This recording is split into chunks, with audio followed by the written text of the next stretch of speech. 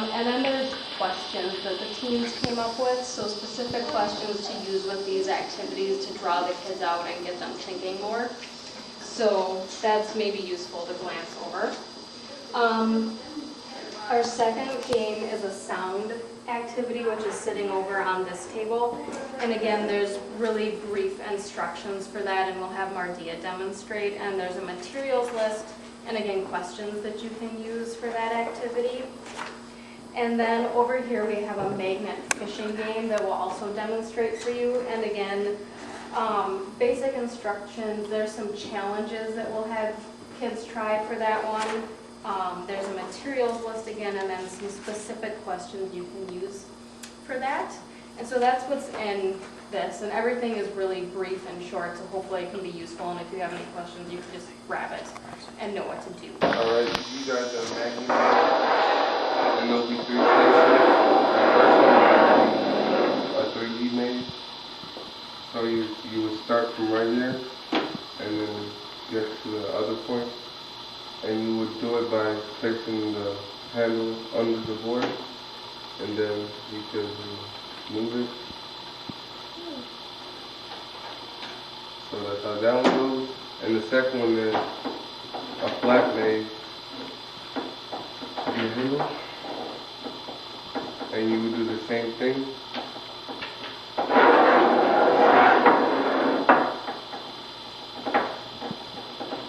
You would start. And then we go to finish. And the last station is create your own maze station. You would create your own flat maze, papers, and there should be markers around. Yep, just right on the front. Yeah. And or you could make a 3D maze using clay, modeling clay. Different size sticks, and once you're done, you could play with them. And with the flat mazes, kids can take them home if they want, or they can leave them here for other kids to try. With the 3D ones, we have sort of limited supplies, so if a kid really wants to take it home, that's fine, but for the most part, you can take the sticks off and pull the clay off and just have them leave it here, and that way they can try lots of different things. And this is just meant to be a sample so they can see what they're supposed to do. So if you want to just have one left set up, that would be great. And if you ever do need more supplies, you can just get a hold of us and we can bring more over. So those are the mazes. Mardia, do you want to talk about the sound game? Yeah, the sound game is over here. Question, with the mazes, is there questions or things that we should be having them, because you already covered that? The instructions and then questions. So, the questions that we have set up, tell me what happened, how did you do that? There's some question about magnets, like how does, the magnet make the ball go through there. So there's some right there that you can use, and then there's also a list up front that has more kind of general questions like that to get kids thinking. So this is also a good resource for that. I have no idea.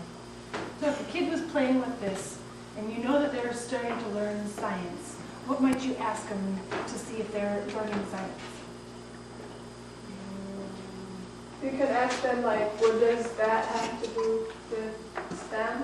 Which is like math, engineering, and because basically we're bringing not only science, but STEM is like math, engineering, technology. No, wait, is it technology or? Yeah, it's technology, and the other one is science.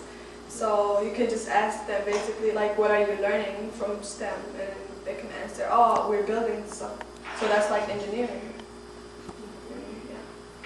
And this one, we're trying to get them, thinking about design, but also thinking about magnets and, how they maybe attract through things, or how, it's making it push it through there. So you could ask them maybe what they know about magnets, or where they've seen magnets before even. Do you know about magnets? Magnets. Let's see. Why are they magnets? Why do they stick together?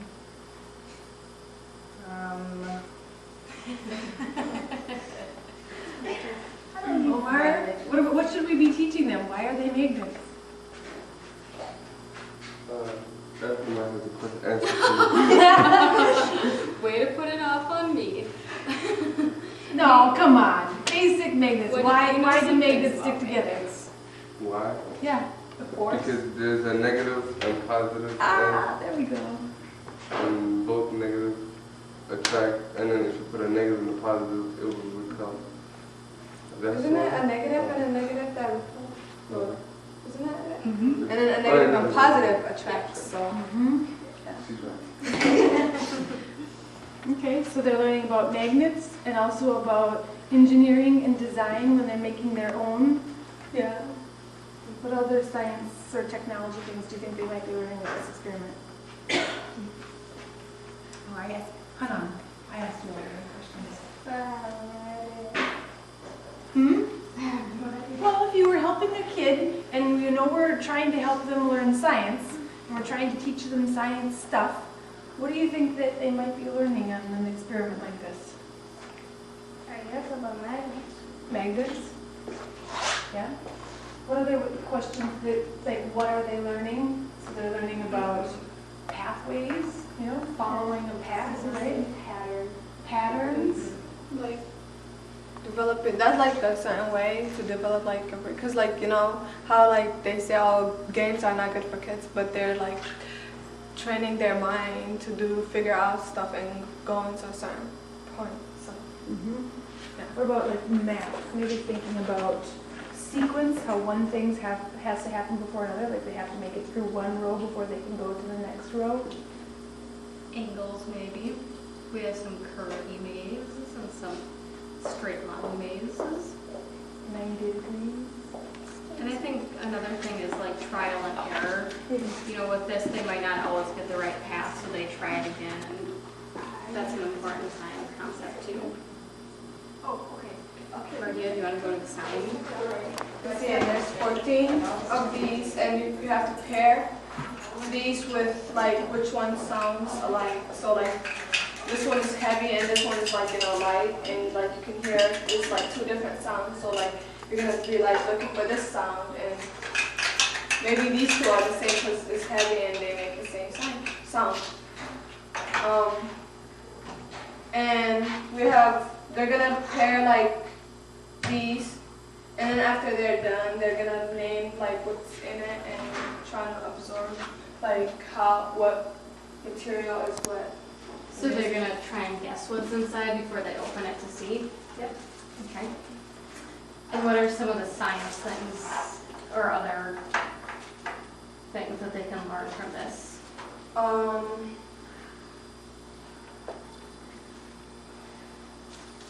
think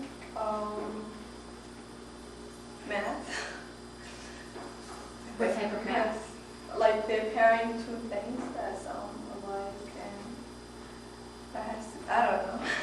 That's good. And just thinking about sound and what sounds like and comparisons and observations, they have to listen really carefully to try and figure it out, and just guessing what's inside and making, you know, educated guesses about, oh, that sounds metal, so maybe it's a penny. So things like that. Do any of you have, you know, ideas of questions you could ask kids while you're working with this one? What did you learn? What did you learn? Mm-hmm. Activity, and like if you liked it, or like what we can do differently. Mm-hmm. Where have you heard sounds like that before? That's a really good one. Yeah, where have you heard something similar, and you know, what do you think is inside? So maybe, you know, they're just comparing them and not really paying too much attention, so you can slow them down and focus on, you know, what makes sounds like that. And again, you know, if you kind of get stuck, there's examples of questions in here too that you can use. Get this. Yep. Omar, do you want to show the fishing game? I'm putting you on the spot. You can do it. Okay, this is the fishing game. As you see, there's 4 different boxes, and each box contain laminated fish with paper clips inside. Yeah, and then they'll be velcroed down, so it'll be stable. And like if the kids catch fish, it would move around. And what do they use to catch the fish? You would get a pole, nicely designed pole, and then you would try to see how many fish you could grab. And they could play with them, and there'll be timers, as you can see, so the kids could like time each other how much they could catch in a minute or 30 seconds. And what's the differences between the poles? The poles. Besides the rotors. Size and There's the magnet. There's different magnets. This one, as you can see, is round and a little bit small. This one is a horseshoe and a little circle, similar to this but a little bit smaller, and a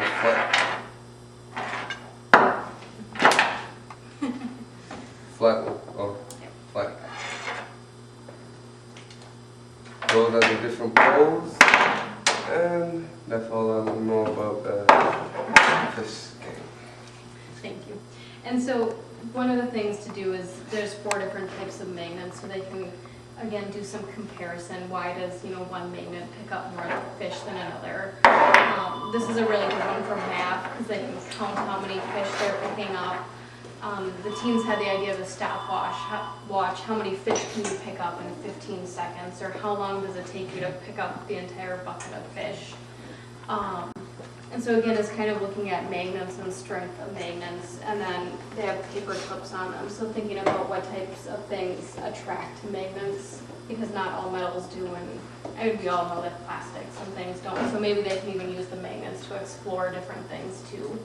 And again, in the binder, there's some questions you can use and some different challenges you can have your kids try too.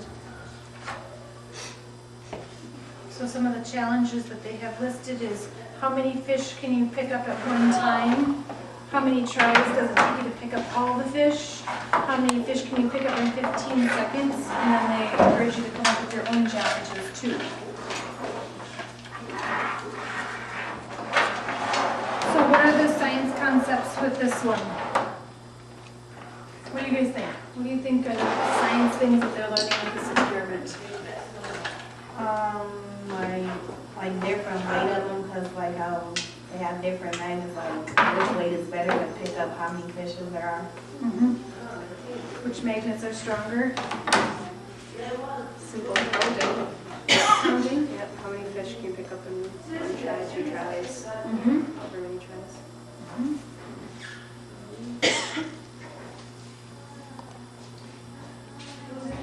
Was there magnets in those? That's a sound activity. Okay, so we got 2 magnets and 1 sound? And we're hoping to eventually add more to this unit. These are really very much prototype ones because we've tried them with teens before, but not with kids. So we're really interested to hear your observations about what you see is working, what isn't working, any changes that need to be made. So, any suggestions you have for us are really appreciated. How do you want us to get these suggestions to you? You can write them, if you have some paper, you can just jot them down and, give them to Luke to send to us, or email, or a phone call, whatever is easiest for you. We'll take it. So it looks like we've got stuff for us to do this week. Are we going to do these same activities next week? Or what do you want us to do? It's up to you if you want to leave them all out today, or if you just want to have kids making mazes and trying that out. I think with the maze one, that's one that can be used more than once because they can keep trying to make different mazes.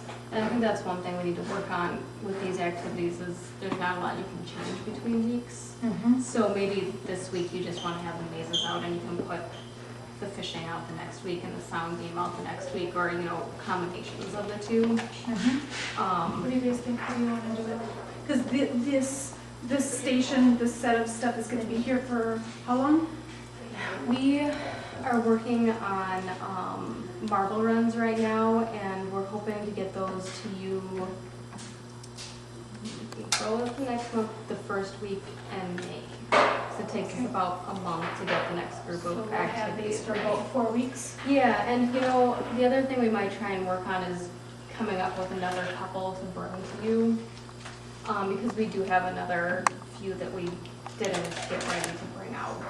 So, but for now, these ones for 4 weeks. Okay, so if you guys had these activities for 4 weeks, how would you want to split them up? You want to do one each week and that one for 2 weeks? I think that was my first thought. It's probably because that one is a lot, well, it is more diverse, I think, than some of the things you can do with these other two. So we could repeat that one, but not have it, be the same activity per se.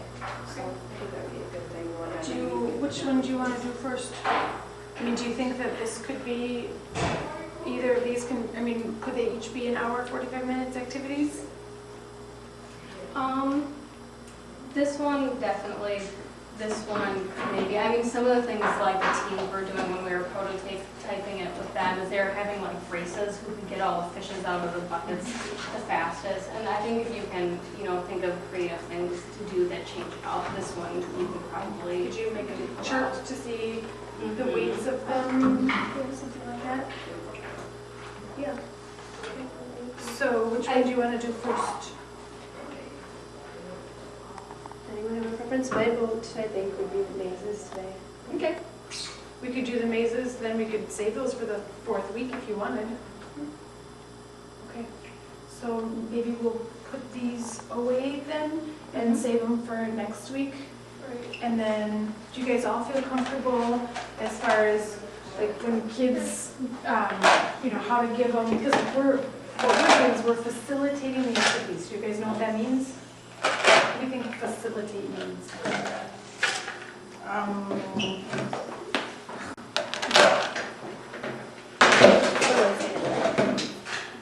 We're trying to make them better or make them harder? Yeah, facilitate is kind of like lead. So We're given the you're not materials. we're not like teaching, we're the ones talking and they're listening, but we're gonna be right involved in the middle of them. And as they're doing it, we might ask them a question to make them think about it differently, or we might suggest something. So they're learning while they're playing, right? Yep, they're learning while they're playing. We're just kind of observing and giving them praise and saying, oh, good job for trying something new. And we'll say, hey, keep up the good work. This looks like you're really learning, that kind of thing. We don't want to discourage them saying, oh, you're doing that wrong. We want to just encourage them to be really creative. So that's what facilitate means. It's kind of like leading, but it's helping them along. So we want to make sure that we know what science things they're going to be learning and what kinds of things we could ask them to try to do and kind of encourage them to try something new or maybe give a suggestion. Do you think you're ready to do that? Mm-hmm.